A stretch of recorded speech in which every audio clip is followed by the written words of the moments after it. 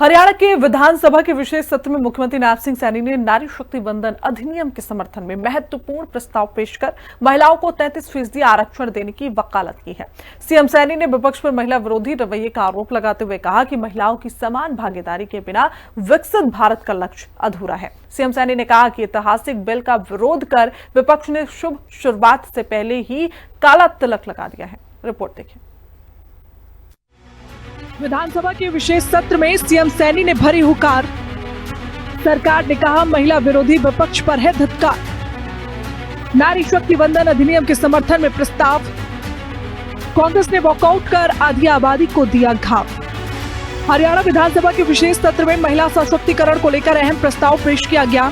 मुख्यमंत्री नायब सिंह सैनी ने सदन में प्रस्ताव को पेश करते हुए विपक्ष पर तीखा हमला बोला। नारी शक्ति वंदन अधिनियम के संशोधन का विरोध करने को लेकर मुख्यमंत्री नायब सिंह सैनी ने विपक्ष को जमकर निशाने पर लिया। कांग्रेस की तरफ से पार्किंग में डुप्लीकेट सदन चलाने को लेकर सीएम सैनी ने तंज कसा कि जिनके ट्रक पंचर हो जाएं, वो अक्सर पार्किंग में ही मिलते हैं। एक भी कांग्रेसी विधायक इस महान सदन में महिलाओं के अधिकार को लेकर के जिसमें चर्चा हो रही है, यहां उपस्थित नहीं है। और इतना ही नहीं माननीय अध्यक्ष जी, हमारे विपक्ष के नेता प्रेस कॉन्फ्रेंस करके विधानसभा की पार्किंग में एक डुप्लीकेट सेशन चला रहे हैं। डुप्लीकेट सेशन चला रहे हैं। माननीय अध्यक्ष जी, मैं कहना चाहूंगा, जिनके ट्रक पंचर हो जाएं, वो अक्सर पार्किंग में ही मिलते हैं। मुख्यमंत्री नायब सिंह सैनी ने सदन में विपक्ष पर सीधा हमला बोलते हुए कहा कि संसद में 16 और 17 अप्रैल को नारी शक्ति वंदन संशोधन विधेयक पर विपक्ष का रवैया महिलाओं के हितों के खिलाफ था।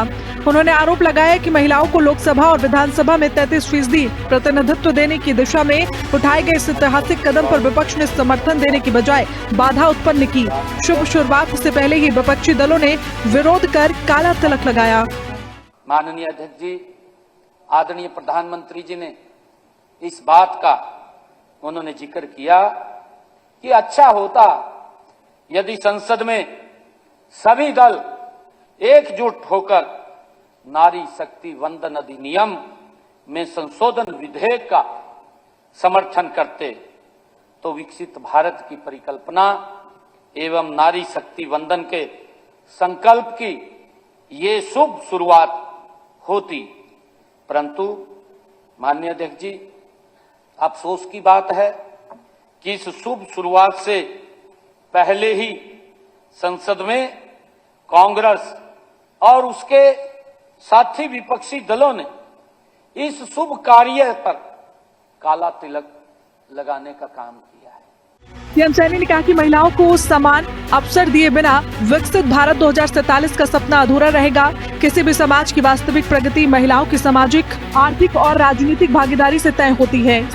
सीएम सैनी ने हरियाणा की ऐतिहासिक और सांस्कृतिक विरासत का जिक्र करते हुए महिलाओं की भूमिका को राष्ट्र निर्माण की आधारशिला बताया। सीएम सैनी ने स्पष्ट कहा कि कोई भी समाज तब तक पूर्ण रूप से विकसित नहीं माना जा सकता जब तक महिलाओं को समान अवसर और अधिकार न मिले। कोई भी क्षेत्र समाज तब तक पूर्ण रूप से विकसित नहीं माना जा सकता जब तक उसकी आधी आबादी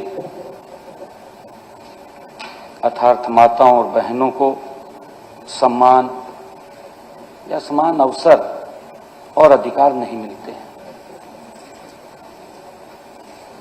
माननीय अध्यक्ष जी, इसलिए नारी सम्मान भारत की चिर नूतन सभ्यता और संस्कृति की अटूट पहचान है तथा विकसित भारत 2047 के राष्ट्रीय संकल्प का मूल आधार भी है।